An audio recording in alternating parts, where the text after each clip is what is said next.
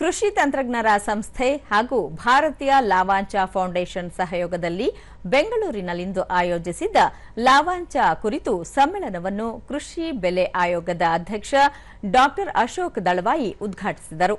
ಈ ಸಂದರ್ಭದಲ್ಲಿ ಸಾಧಕ ರೈತರನ್ನು ಸನ್ಮಾನಿಸಲಾಯಿತು. ಈ ವೇಳೆ ಬಾಗಲಕೋಟೆ ಕೃಷಿ ವಿಶ್ವವಿದ್ಯಾಲಯದ ಕುಲಪತಿ ಡಾ ವಿಷ್ಣುವರ್ಧನ್, ಜಲಾನಯನ ಅಭಿವೃದ್ಧಿ ಆಯುಕ್ತ ಉಪೇಂದ್ರ ಪ್ರತಾಪ್ ಸಿಂಗ್, ಸಿಎಸ್ಐಆರ್ ಸಿಐಎಂಎಪಿ ಮುಖ್ಯ ವಿಜ್ಞಾನಿ ಡಾ ದಿನೇಶ್ ನಾಗೇಗೌಡ, ಐಟಿಎ ಅಧ್ಯಕ್ಷ ಡಾ ಎಬಿ ಪಾಟೀಲ್ ಮತ್ತಿತರರು ಉಪಸ್ಥಿತರಿದ್ದರು. ಮಣ್ಣಿನ ಸಂರಕ್ಷಣೆ, ಜಲಾನಯನ ಅಭಿವೃದ್ಧಿ ಮತ್ತು ಸುಸ್ಥಿರ ಕೃಷಿಯಲ್ಲಿ ಲಾವಾಂಚ ಪಾತ್ರದ ಮಹತ್ವ ಕುರಿತು ಸಮ್ಮೇಳನದಲ್ಲಿ ರೈತರಿಗೆ ನೂತನ ಹಾಗೂ ಉಪಯುಕ್ತ ಮಾಹಿತಿ ನೀಡಲಾಯಿತು.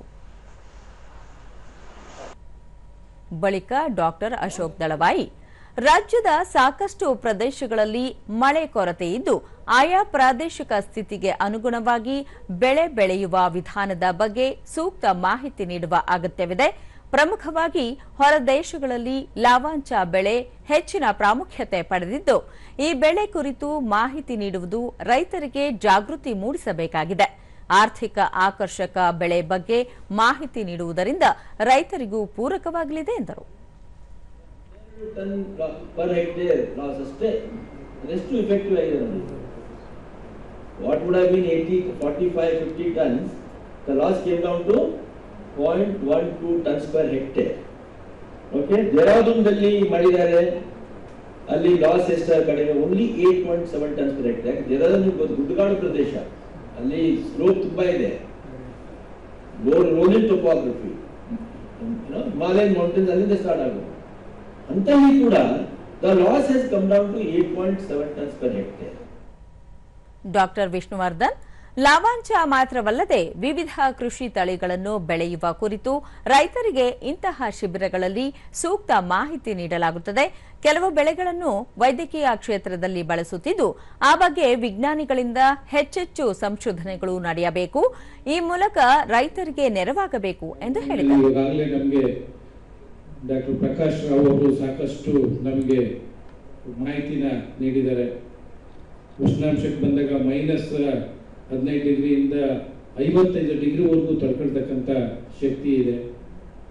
ಮತ್ತೆ ಎಲ್ಲ ತರವಾದಂಥ ಮಣ್ಣಲ್ಲೂ ಸಹ ಇದನ್ನ ಬೆಳಿಬಹುದಾಗಿದೆ.